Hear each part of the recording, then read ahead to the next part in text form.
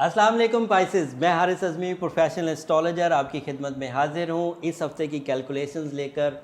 Pisces, आपके लिए एक बड़ी खुशखबरी ये है कि वीनस आपके यहाँ 12th हाउस से निकलकर पहले घर में दाखिल हो चुका है। सो योर असेंडेंट, आपका जो ताला लगन है इस वक्त वो वीनस की एनर्जी से फुल हो रहा है। And Venus is a lord of love and care.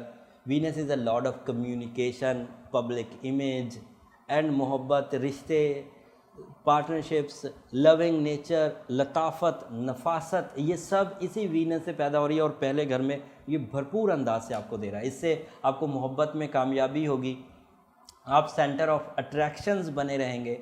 And mercury भी, क्योंकि आपके पहले घर में रेट्रो चल रहा था, अब उसकी रेट्रोग्रेशन भी अभी 1-2 दिन तो रहेगी 28 तारीख तक, बट 29 तारीख को उसकी रेट्रोग्रेशन ख़त्म हो जाएगी और वो पाइसेस में ही था रहेगा तो कमज़ोर हालत में, लेकिन फिर रफ्ता रफ्ता अब अपनी कमज़ोरी को दूर करता करता 17 अप्रैल को बिल्कुल क्लियर हो जाएगा।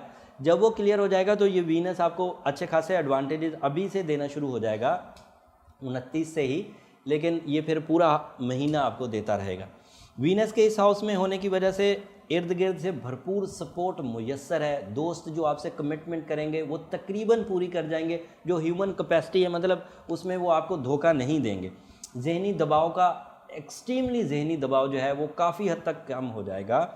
गहरी सोच जो फ़िक्र की हद तक बढ़ गई थी वो स्टेबल हो जाएगी और सोच उतनी दूर तक जाएगी जितनी दूर तक सल्यूशंस हैं, हल मिल सकते हैं चीज़ों के, ऐसी दूर तक नहीं निकल जाएगी कि ख्याली पुलाव पकते रहें।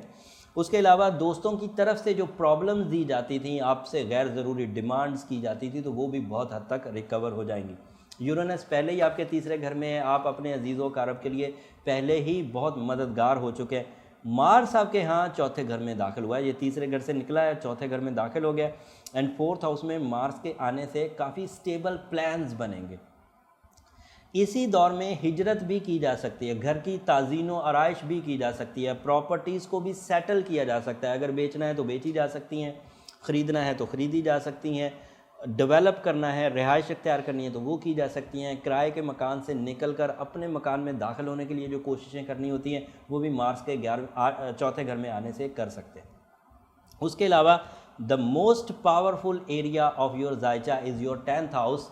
आपका सबसे ताकतवर जो एरिया है आपका वो ज़रिया माश है और वहाँ पर Jupiter star, the star of good luck, बेहतरीन किस्मत, बेहतरीन मौके, बेहतरीन रिवॉर्ड दे रहा है। 10वें घर में लंबा चलेगा।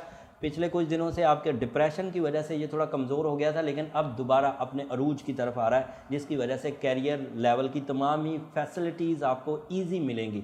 नए जॉब के हसूल के लिए, मिलिट्री जॉब के हसूल के लिए, सरकारी जॉब्स के हसूल के लिए अपने आसानियाँ महसूस करेंगे। जो लोग ऑलरेडी जॉब पर हैं और वहाँ कोई कशीदगी चल रही थी तो वो सेटल होगी। जो बिजनेसमैन पाइसेस थे वो बिज़नेस में अपने अट्रैक्शन देखेंगे, बड़ी बड़ी डील्स होती हुई देखेंगे, प्रॉफिट्स आता हुआ देखेंगे। ये जुपिटर के 10वें घर में होने की वजह से, और मरकरी इसमें कुछ प्रॉब्लम्स कर रहा था वो भी सेटल हो गया। सन आपके यहाँ 2nd हाउस में आ चुका है। रूल्स ऑफ एस्ट्रोलॉजी के एतबार से सूरज अगर 2nd हाउस में हो तो माली मफादात एक्सट्रीम लेवल पे आपकी फेवर में आ जाते हैं और वो अब आपकी फेवर में चल रहा है। थोड़ी कमी मरकरी की रेट्रोग्रेशन से थी, वो भी 28 को ख़त्म हो जाएगी। तो 29 को मेजर डील्स होती हुई, इख्तियारात में इजाफा होते हुए, इंक्रीमेंट्स और प्रमोशंस होते हुए देखा जा सकता है पाइसेस को। एंड उसके अलावा मरकरी के पहले घर में होने की वजह से जो कानूनी पेचीदगियाँ आपके इर्द गिर्द मंडला रही थी उनमें भी काफ़ी हद तक ठहराव आ जाएगा। मिसअंडरस्टैंडिंग्स भी बहुत हद तक दूर हो जाएंगी। एंड मरकरी रेट्रोग्रेशन से निकलते ही आपकी नेचर को भी सपोर्ट करेगा, आपके अंदर एतमाद भी बहाल होगा। ये ओवरव्यू था तमाम पाइसेस के लिए। मोस्टली पाइसेस इसी तरह चल रहे होंगे, लेकिन अगर कोई पाइसेस जिस्मानी बीमारी की कंप्लेन करता हो, जहनी उलझन में अभी तक मुलव्वस हो, किसी वजह से रिश्तों से फैज़याब ना हो पा रहा हो, किसी वजह से दोस्तों से और कारोबारी हालात से फैज़याब ना हो पा रहा हो, तो फिर उसे अपना ज़ाती जायचा एक दफ़ा ज़रूर बनवाना चाहिए। उसके लिए नंबर नीचे चलते रहते हैं, वो बराह रास्त मुझसे बात करने के लिए वो नंबर्स हैं। जब आप अपॉइंटमेंट बुक करेंगे तो वीडियो कॉल पर आपसे मेरी बात हो जाएगी। एक और बात मुझे आपको बताना थी कि मैंने एक वीडियो बनाई है इंसानी नेचर्स पर, जो शादी के लिए बहुत अच्छे स्टार्स हैं, बहुत अच्छे कंपैटिबल स्टार्स हैं, उनकी कंपैटिबिलिटी पर, जिसको अगर आप समझेंगे तो आपको लाइफ पार्टनरशिप डिसीजन लेना बहुत आसान हो जाएंगे।